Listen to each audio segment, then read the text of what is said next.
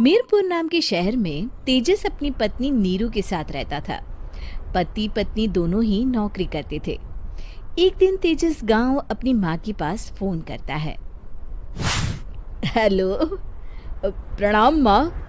जीते रहो माँ, तुम दादी बनने वाली हो हैं? अरे वाह, ठीक है बेटा, मैं कल ही आती हूँ।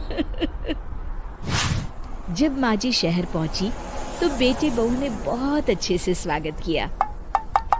लीजिए माँ जी, चाय। अरे गर्मा गर्म पकोड़े ले आओ माँ के लिए। नीरू रसोई में गई और 2 मिनट में ही पकोड़े ले आई।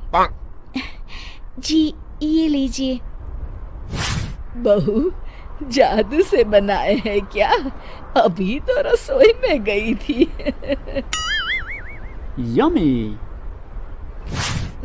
माँ जी, शीला रसोई में पकोड़े तल रही है, मैं बस लेकर आई। हे भगवान, मेरा धर्म भ्रष्ट कर दिया तूने। अब तो गंगा जल से शुद्धिकरण करना होगा।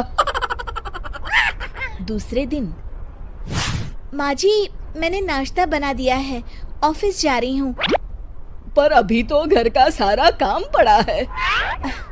शीला आती ही होगी, झाड़ू पोछा बर्तन कपड़े वो सब कर लेगी। हमारे जमाने में घर का सारा काम हम ही करते थे। जी माँ जी, आप बहुत होशियार हैं, मैं घर ऑफिस दोनों नहीं संभाल पाती। तो जरूरत क्या है घर से बाहर जाकर चाकरी करने की? वैसे भी घर का काम खुद करने से घर में बरकत आती है, समझी? पर माँ जी। पर वर कुछ नहीं, इस महीने की पगार मिले फिर ऑफिस बंद है। हाँ। रात को नीरू तेजस से कहती है, सुनिए जी, माँ जी बोल रही थी कि मैं नौकरी छोड़ दूं।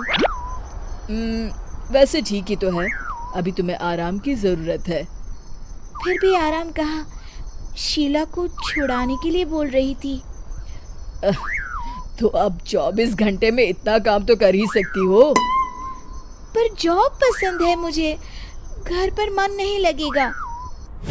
अगले दिन जब दोनों ऑफिस के लिए निकल रहे थे, मेरी तो कोई कीमत ही नहीं है इस घर में।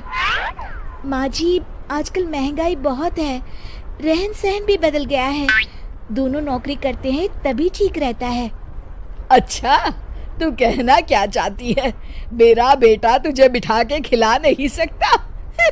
तू ही इस घर का खर्च चला रही है, हैं? नहीं माँ जी, मेरा वो मतलब नहीं था।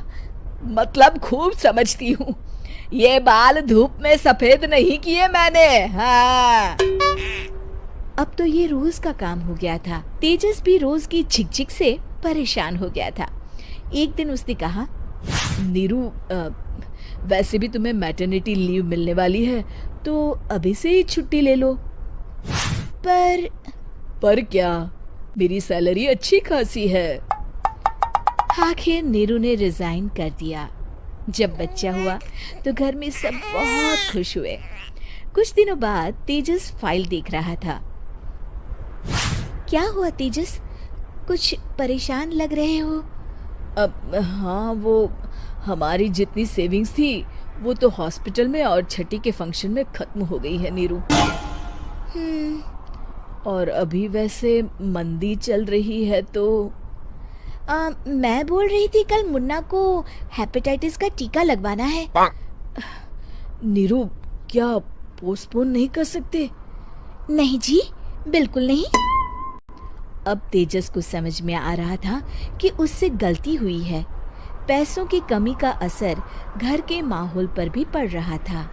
अगले दिन, बेटा मेरा चश्मा और ये दवाइयाँ ले आना, पर्चा देते हुए माँ जी ने कहा। जी। तेजस, मुन्ना के लिए दूध का डिब्बा और डायपर भी ले आना, और ये किराने के सामान की लिस्ट है, इसे भी लाना है। तेजस गुस्से में लिस्ट मरोड़कर फेंकता है और चिल्लाता है, पैसे क्या पेड़ पर उगते हैं? ये ले आना, वो ले आना। अरे पर ये जरूरत का सामान ही है। वो गुस्से में बिना कुछ कहे ऑफिस चला गया।